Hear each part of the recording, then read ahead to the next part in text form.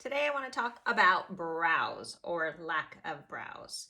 So as we get older, our brows tend to thin out, they get more sparse, and they start to turn a little gray along with our hair. So what do we do about it? Do we pull out those gray hairs? I did at first, but you start getting more and you're thinking, I'm going to be pulling out all my eyebrows. So I like to some people, once you get a lot of gray, some people go for microblading or tattooing, or tinting their brows, but I don't do that. I still have a lot of dark brows. So the ones that are gray, I just kind of trim them back so they don't stand out as much. And then I will fill in my brows and we'll talk about that. So for brow care, you need a little brush, a spoolie to brush your brows. I like to use a little scissors so you can trim your brows with these. Another thing I like to use, of course, tweezers. We all know about plucking. And then here is a little razor. So these things have come in handy. I like to use these on my brows. I will kind of clean up here. It's a quick cleanup. If I need to go here, just be careful because you don't want to swipe off your whole brow. That would not be good. But anyways, in general, when you look at your brows, first of all, let's talk about shape of your brows. Your brows should start about here. When you move your line over to the middle of your pupil, that should be where your arch is. And then to the end of your eye is where your brow should end. Now, my brows used to come down, well, I had a bunch of stray hairs down here, and I would fill it in, and I thought that's what I should do, go down to where the brows grew in. But as we get older, we don't want things drooping down, so you want to kind of cut that off. So my brows end a little higher than they used to, so I just take them here, and anything that's sparsely growing down in here, I just use that little razor, and I will kind of clean that up. So you don't want your brows going down too far, ladies. Another thing is you want to do less drawing on of a brow and more of your natural brow shape. You just want to clean it up because it's going to be easier upkeep that way. And we don't want to pluck all our brows. We did that way back when we were younger, right?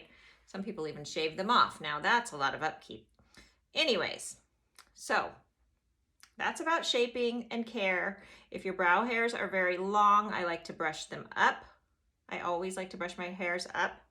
And then I like to just take my scissors and I just take and trim some of those, long ones off. If I have a wiry gray one in there, I will trim it way back.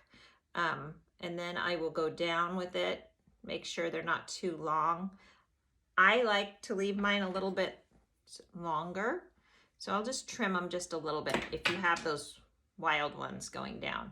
But if you start trimming them too short, you're gonna trim off most of your brows. So like I said, as we get older, we tend to have less brow hair. So keep what you have, and we're going to enhance what we have too. So as we get older, our facial features start to fade. Our hair gets gray along with our brows, your face, everything. You want more contrast. So your brows need to have contrast. Your eyes need to have contrast. And sometimes you want to do a bold lip, but that's not an everyday thing. So your brows and your eyes are really important to have contrasting. So you want your brows to be a couple shades darker than your hair. So as you're going gray, you want to look at colors, even blondes, you want your brows to be a little darker so they stand out. So I have dark hair, so I have to go with dark brows anyways. Even as my hair is getting lighter, I still have dark in it. And I like the way a dark brow looks. So colors that you want to, if your hair is all white or gray, you want to think about colors that go with your skin tone.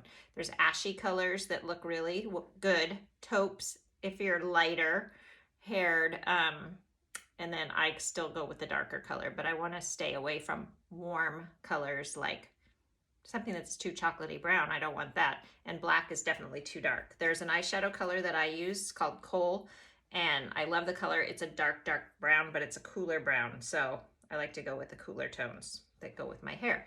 So as I just brush my eyebrow up, I load my brush, This brush is from Saint and I love it.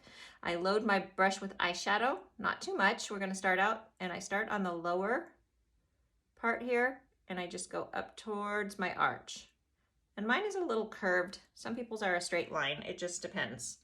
Okay, so I like to go there and then I'm just gonna take it and I'm gonna fill in, and you can already see the difference filling in the brow is making. And powder, I love using an eyeshadow. It's very forgiving.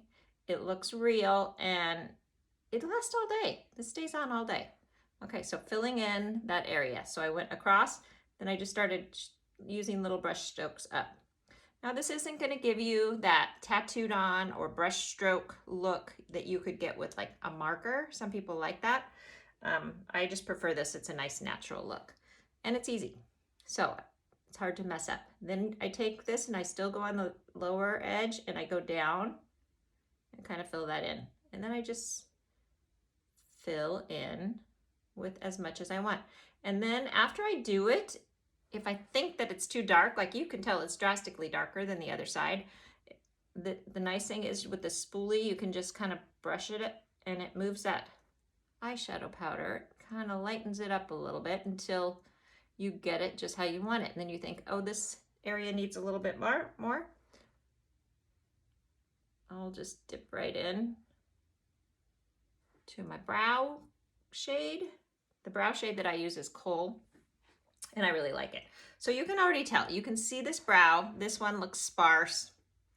It's all right, but right now it looks a little funny because I don't have any other makeup on, but once I get the rest of my makeup on, it just looks great. So let's do the other side. And I do that lower part, and then I just fill little strokes going up here. Always going up.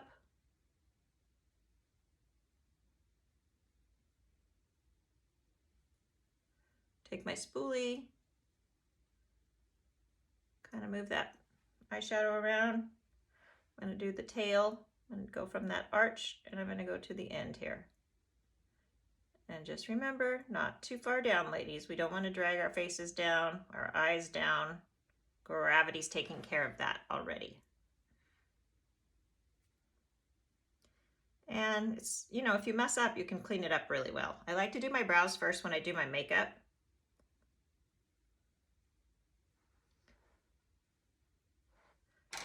Okay, so now my brows are done.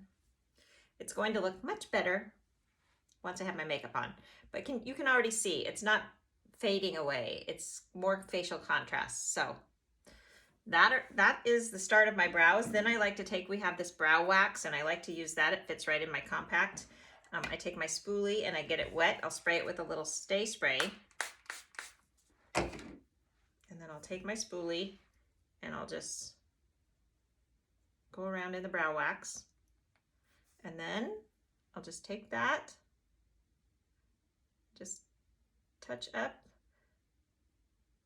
I think this also keeps my color on really nicely.